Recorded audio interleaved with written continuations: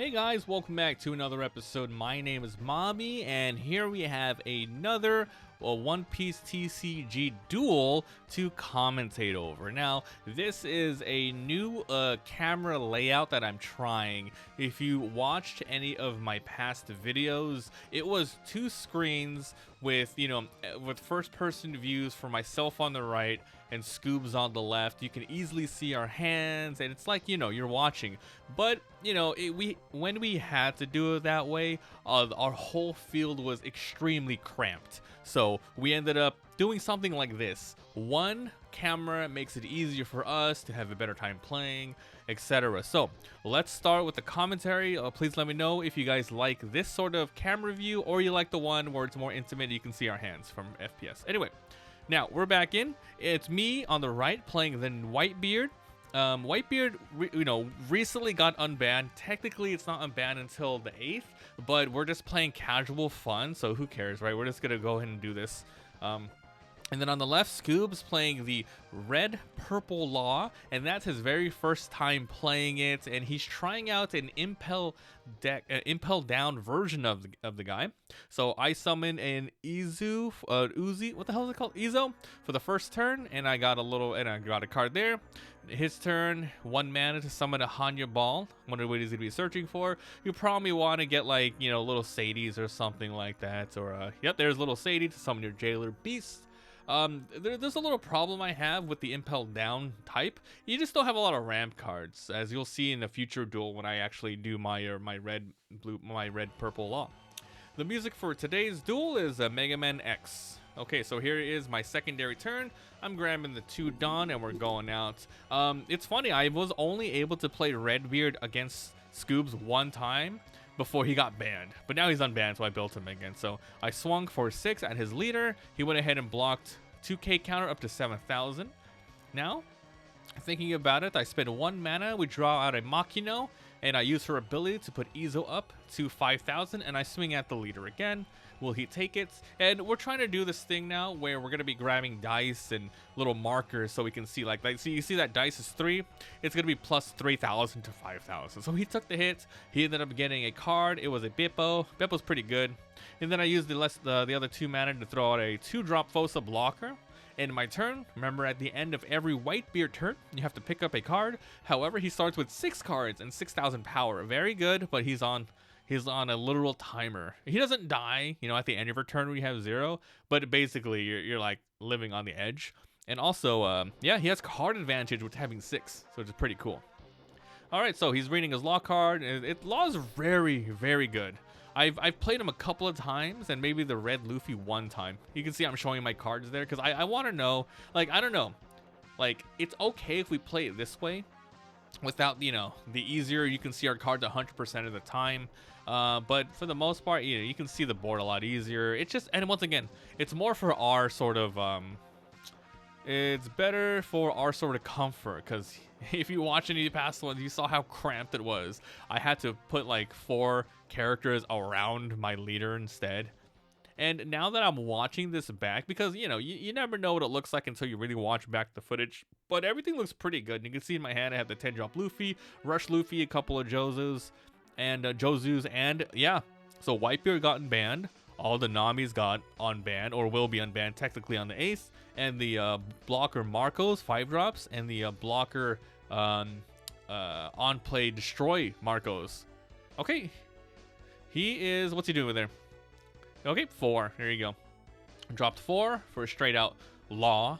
And then, this is his first turn that he can actually use his ability, so I was explaining how it works. I'm like, yeah, you can use all your mana, then you can get rid of it even if it's on your character or something like that. So he went ahead and did it. He used Law's ability. You can see we're gonna put that on there so we know.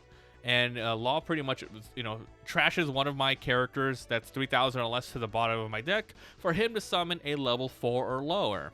So he dropped that little Sadie, and little Sadie's on play is you summon a Jailer Beast that's 4 or lower. So he dropped out that Minotaur. Minotaur is very scary if you leave it on the field. It has innate double attack. Very scary, very scary. Now it's my turn. Here we are with 5 mana. What are we gonna do? Okay. And then yeah, we're gonna use our like stuff and timers and stuff like that. We got all the dice, and he's got those Pokemon dice, and we're using the Pokemon coins and stuff. So what do I have in my hand? 1, 2, 3, 4, 5. So yeah, there's a lot to deal with here. And okay, so there you go. I'm using Makino's ability again. Ezo, we're gonna brush him down. Usually with the red deck, you know, with Whitebeard, when you're on a timer, you want to rush. So he threw out a Beppo. Beppo blocker. I don't know if that's a plus 1,000. I think it's a 1,000 counter, so 6,000 will block by Izo. Man, Makinos are really nice. I just recently picked up 4 Makinos and 4 Otamas to really fix up my red decks. I would like have fun with an ace deck or something. Oh man, 7,000 to the leader. He took it. So yeah, I really want to make an ace deck. I really want to make a Magellan deck, but I just don't have 4 aces. It's too, well, it's not like crazy expensive. I just don't want to shell out for him. There's the marker. Is that the Blocko one? Yeah. So when my blocker Marco dies, I can get rid of a Whitebeard card to resummon him rested, but that's only when I have 2 or less life, so it doesn't happen right now. So he's just there. Yeah. So at the end of my turn, took another card, and we got the other Marco. The on-play one destroys a 3,000 or less. Pretty good. Man, Whitebeard's crazy again. I like Whitebeard a lot. But yeah, Scoops on the left there is having a lot of fun with Ace, as you'll see in future ones. Ace is such a menace to deal with. Like once again, the only thing stopping me from making my own Ace deck is I just don't have 4 aces. You don't need them, but they're really good for like, you know, this Whitebeard deck, for the Ace deck in general. Also, I really want to make a Magellan deck. When I was first trying to look at Magellan, it was like $3-4. I'm like, oh, I don't want to buy 4. It's a little expensive. Now they're like $10 plus. But one thing I am like really happy about is I just like collecting all the cards. So I have like every single OPO4 card and like 95% of like OPO 1, 2, and 3 and some promos. But yeah, when they banned the Whitebeard, when they banned other stuff, I was like, I'm just going to collect 4. Who knows? One day maybe we can play. So I purchased Whitebeards when they were $2.84 on TCG Player. That was insane. Now they're like $20 plus. Yeah, I know it's gonna, you know, waver down back to like $10, you know, in a couple weeks or 2. But it was really nice grabbing them. One thing that I like perplexes me was I just never got another Radical Beam. I don't know why. I have 1 Radical Beam because it was limited, and I just never picked up any more. They were like 25 cents, and now they're like $5+ I'm not gonna grab those. It'll get cheaper later. Anyway, I'm stalling a little bit, obviously talking a lot because yeah, we just don't know what's going on. Steven's turn. He is attacking for 7,000. Let's see if it's at my leader. Yep, I think it's at my leader. I blocked for 8,000. Throwing out a Jozu. He's gonna use Minotaur, attack my leader for 6,000. We're gonna go up to 8,000, so he does not double attack me. Very scary if that happens. Now he's gonna use Law's ability. He put that little marker on it, so he gets rid of 3 on the field. And now he's going to get rid of 1 cost that's 3,000 or less. So he's going to get rid of probably the Izu or the Makino. The Makino is actually annoying as well. So yeah, there you go. Without the Makino, my Izu, I have to spend more resources for that. So now he drew out a Sachi.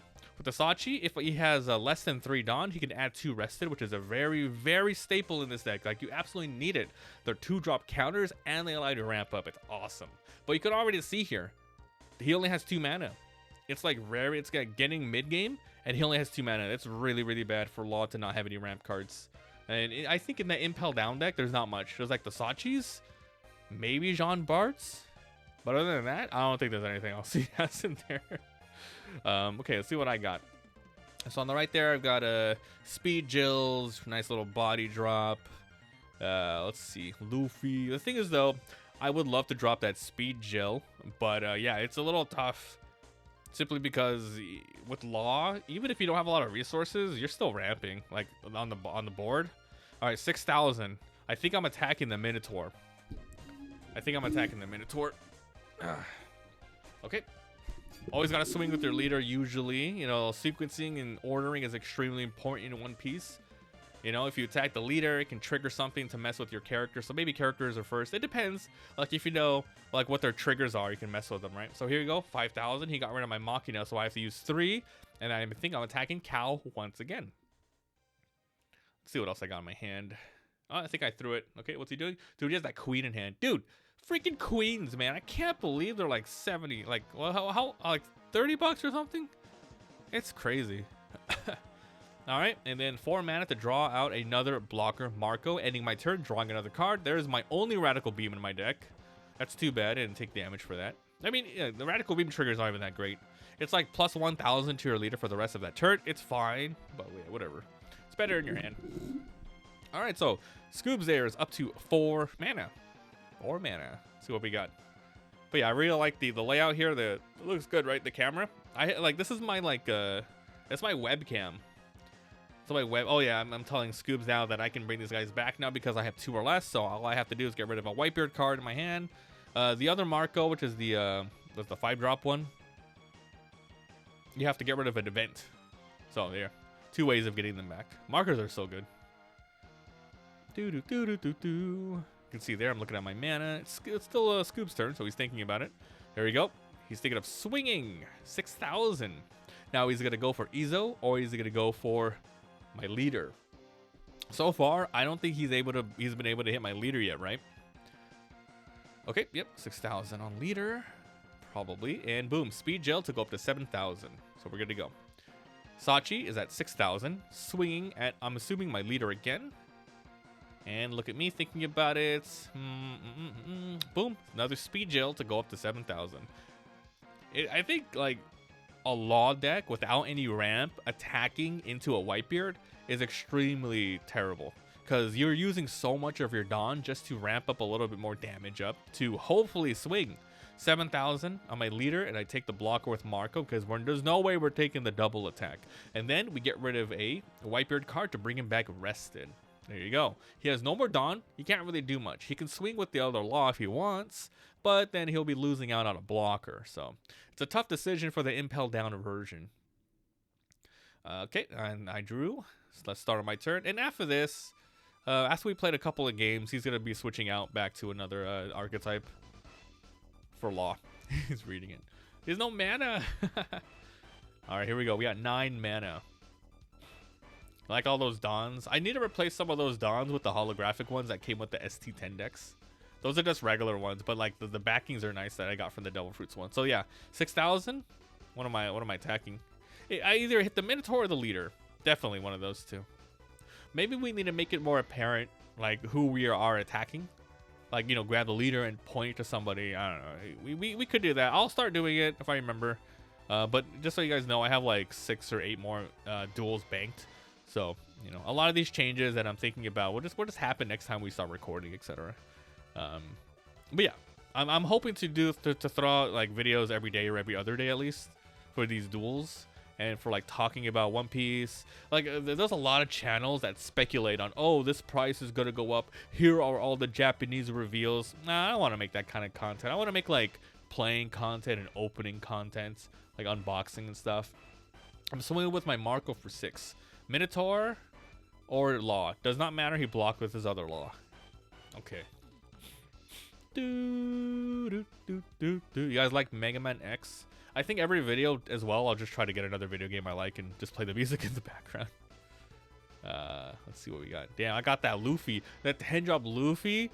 So good. So I'm running 4 9-drop Whitebeards and 4, or maybe, no, yeah, 4 of those and then 3 of the 10-drop Luffy. So there you go. I'm throwing out a Rush Luffy. He has no blockers on the field, so I don't technically have to put 2 more mana on him. But let's see what happens. He has okay, so we're going 7,000. 7,000. He has 2 mana of 8,000. 8,000 on the Minotaur, because that is so scary.